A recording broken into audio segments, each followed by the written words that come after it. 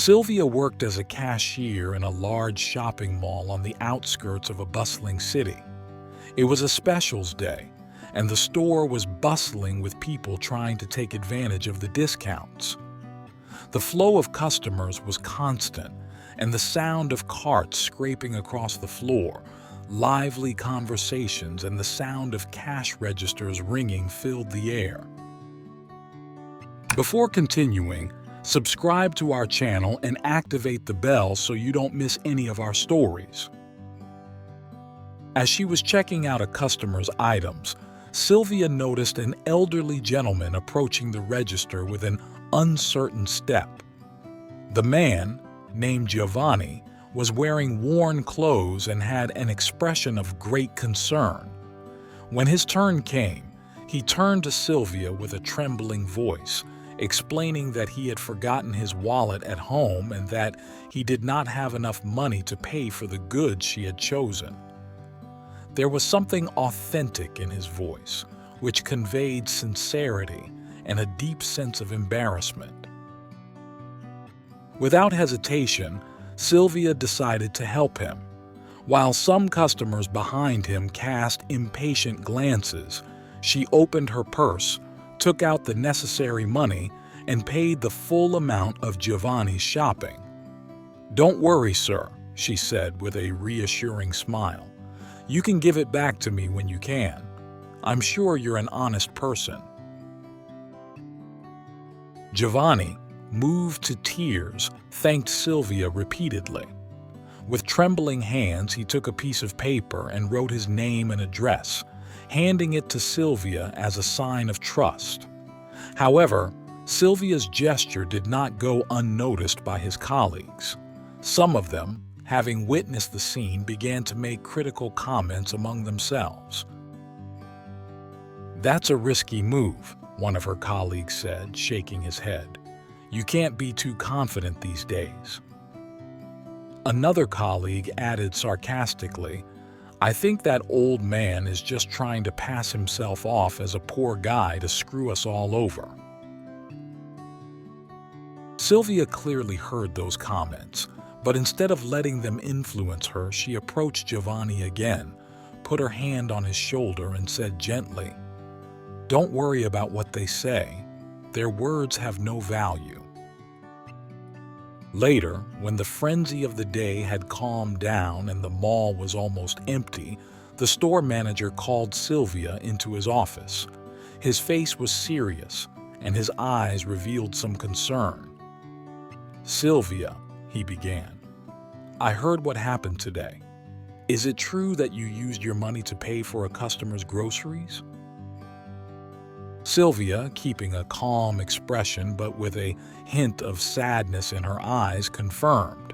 She explained that she had seen Giovanni in difficulty and had wanted to help him because she felt it was the right thing to do. She believed in his sincerity and had not hesitated to give him a hand. The manager listened carefully, but after a short pause, he said in a firm voice, "I understand your good intentions, but we have to follow the rules. If we allow employees to make exceptions, we risk creating dangerous precedents. I'm sorry, Sylvia, but we cannot ignore this violation of company policy."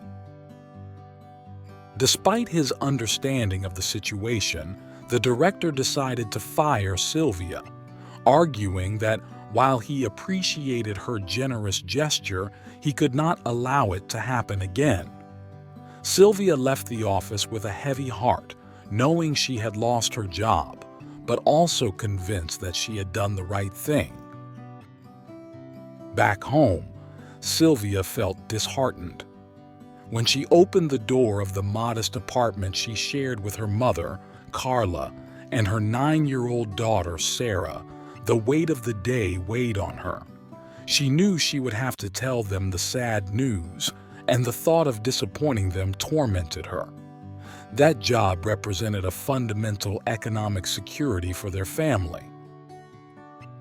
Carla was sitting in the kitchen, sipping a cup of tea when Sylvia came in.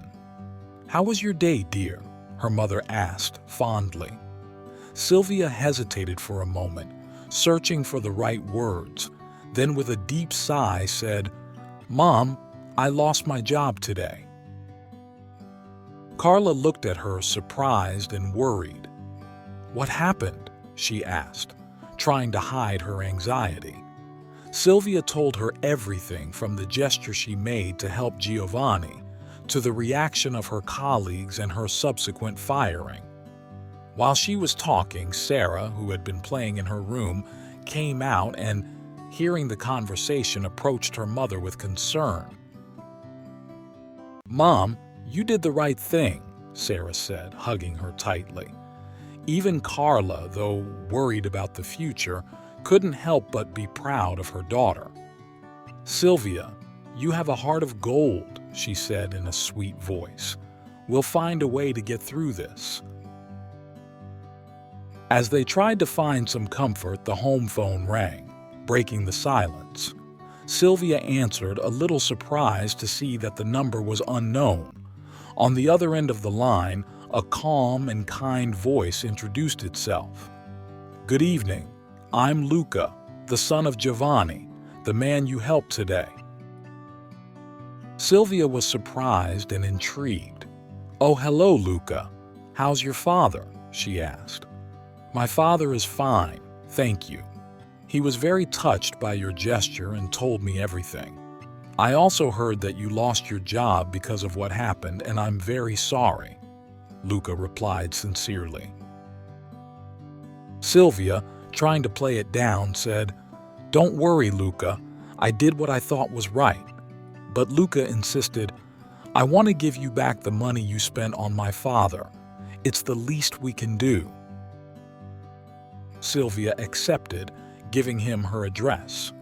Luca arrived shortly, bringing with him the amount due and a sincere thank you.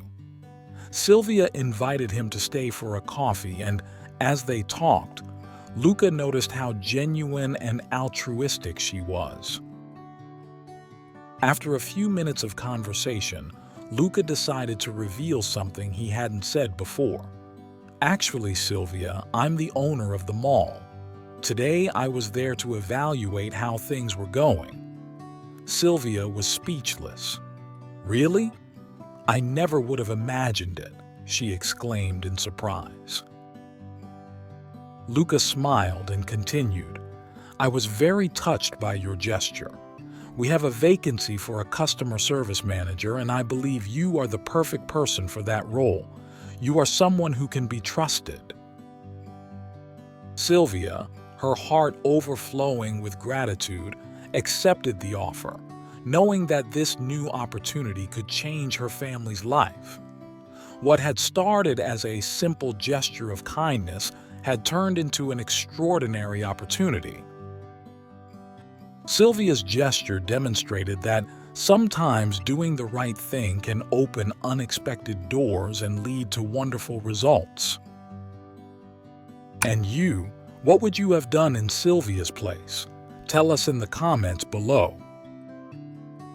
Thanks for watching the video till the end. See you next time.